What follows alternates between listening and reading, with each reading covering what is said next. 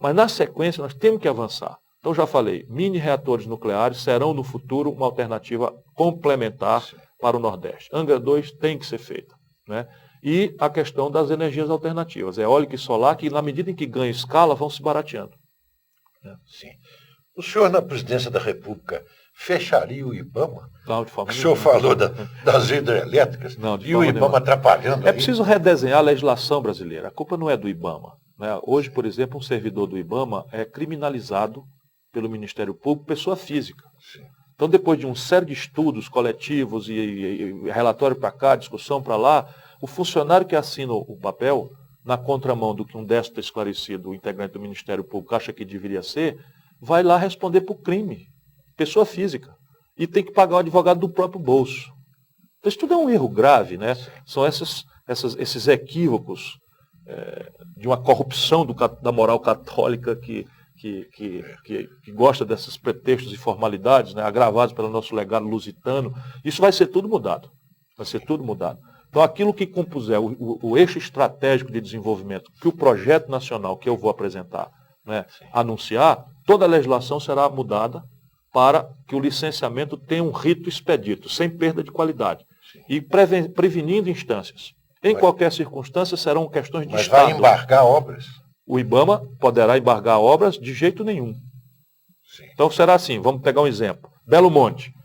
Belo Monte faz parte do eixo estratégico do país. Não pode faltar energia no Brasil. Só tem a saída ali. A energia hidráulica é a mais limpa e barata do mundo. É preciso tomar cuidado com a cota da barragem, que foi dimensionada para a cota onde o rio está naturalmente na cheia. É preciso ver a ictiofauna, os peixes. É preciso ver as populações tradicionais. Isso tudo está no relatório de impacto ambiental. Isso tudo está no EIA, no estudo de impacto ambiental, e quando isto estiver pronto, vai a audiências públicas para validação, crítica. Todas as críticas têm que ser anotadas na ata e o governo tem que responder essas críticas todas. Mas quanto tempo já passou? Não, mas aí a questão, eu fiz isso com São Francisco. Sim. Eu fiz isso com São Francisco e dava para ter feito tudo isso em um ano e pouco. Dá para fazer. Sim. Mas nesse caso vai mudar. Quem licenciará não é mais o IBAMA, vai ser o ministro.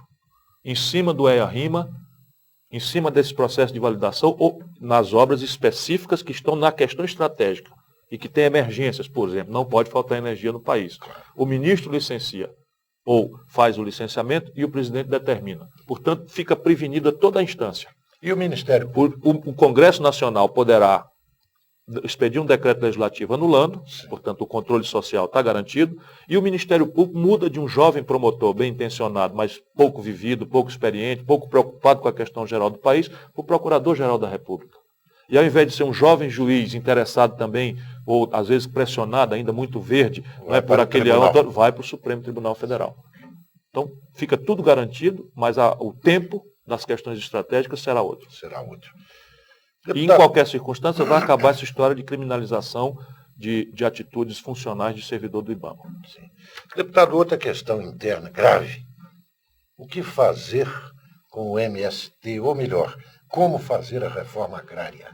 Nós precisamos fazer duas coisas, né? Uma, colocar uma discussão paciente, sem pressa, sem autoritarismo, para tentar demonstrar para as pessoas que a reforma agrária, ao modo como se a compreende, é um legado da década de 50.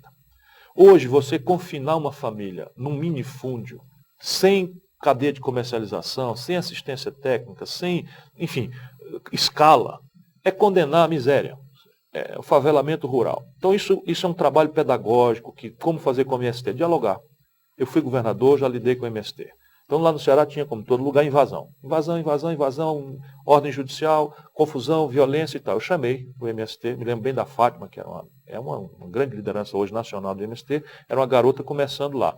Muito intransigentezinha, como eles todos, que eles precisam também de um protocolo de intransigência. Eu disse, tudo bem, olha, eu não sou funcionário de vocês, sou aqui governador de todos, mas eu vejo uma violência, uma abominação desnecessária. Então, veja bem, vamos ao seguinte, vocês têm força para se organizar e invadir. Então eu faço o seguinte, antes de invadir, reúna a tropa, quantos vocês quiserem, e me reivindique. Se eu não cumprir, vocês fazem a linguagem que vocês quiserem fazer. E fiz uma coisa que foram acertos extraordinários. Ao invés de eu ir desapropriar, vulnerando o Estado a pagar terra que não presta, superfaturada, sem água, eu fazia interativo com eles a cessão de cheques para eles comprarem a terra. E eles então escolhiam uma terra pertinente, própria, com mais quantidade. E entrava imediatamente toda a estrutura do Estado com aquilo que é necessário. E estimulei a ideia de concorrência cooperativa, a ideia do associativismo. Então, por exemplo, o Ceará não produzia um abacaxi, a não sei que fosse no jardim. Eu, com essa concepção de pequeno associado a grande, canal de comercialização, assistência técnica, eu consegui uma grande trade internacional que trouxe a biotecnologia e o canal de comercialização, dei um pedaço grande de terra e obriguei que essa grande terceirizasse a sua produção para dezenas, centenas de pequenos. O Ceará virou, em menos de 2 anos, o maior produtor de abacaxi do Brasil. Funciona. Agora, essa coisa antiga de violência, de invadir terra, isso é maluquice do Stedley, né?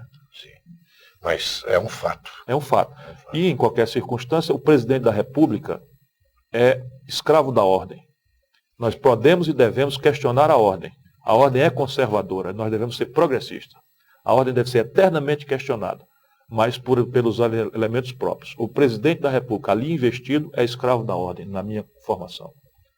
Deputado Ciro Gomes, vamos fazer mais um pequeno intervalo aqui no Falando Francamente. Retornaremos dentro de 1 minuto. Aguarde.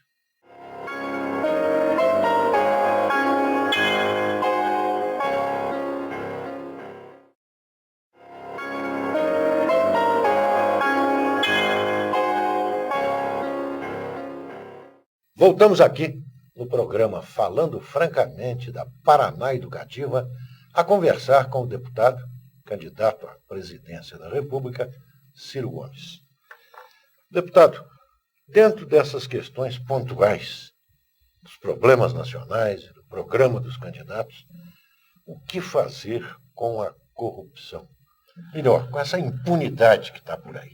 Como toda pergunta inteligente, ela traz a semente da resposta. A corrupção é endêmica à obra humana. Não precisa ser epidêmica, não é? Como infelizmente é no Brasil. Mas é preciso que o jovem saiba que as coisas também nessa área estão melhorando. Eu sei que quem ouve eu falar isso fica chocado. Mas essa sensação de generalização da podridão, que é muito constrangedora, muito desagradável, é um sintoma de que as coisas estão melhorando. Porque a matéria podre não resiste o sol. Então, no passado era muito pior. Eu tenho um testemunho de 30 anos de vida pública, 52 de idade. Era muito pior. E você não tinha imprensa. Qualquer um jornalista como você sabe que pagou caro por falar qualquer coisa, ia para a cadeia, ia preso, ia ser assassinado, torturado. Hoje temos uma imprensa livre. Nós não tínhamos o Ministério Público, que com seus abusozinhos aqui, os seus exageros acolá, é extraordinariamente benfazejo para o Brasil. Estão ali futricando, cutucando e acompanhando e tal. Você tem um judiciário que antigamente se encastelava dentro das suas roupas medievais e não dava satisfação à opinião pública. Hoje é crescente a quantidade de juízes de alto escalão ou de jovens juízes que compreendem que, mesmo tendo obrigados à lei, ao devido processo legal, têm deveres com a sociedade, com o conjunto da opinião pública. Né? Então você tem a Transparência Internacional, divulga um relatório do desempenho físico. Claro que aquilo não é o único argumento. Né? Bom, dito isso, para a gente não ter desespero, é muito ruim o que está acontecendo no Brasil. E muito frouxa a nossa reação a isso. Então veja bem, ficha suja. A igreja, na sua boa vontade, sempre, tá, mas no equívoco de sempre, né? Equívoco de sempre assim, quando trata das questões mundanas. Né? É evidente que ela está certíssima quando é a nossa mediadora espiritual. Eu me lembro assim de camisinha, um flagelo da AIDS, você dizer que o jovem não deve usar camisinha, é um equívoco terrível. Né? Essa coisa de criminalizar o aborto, envolver o aborto é uma tragédia.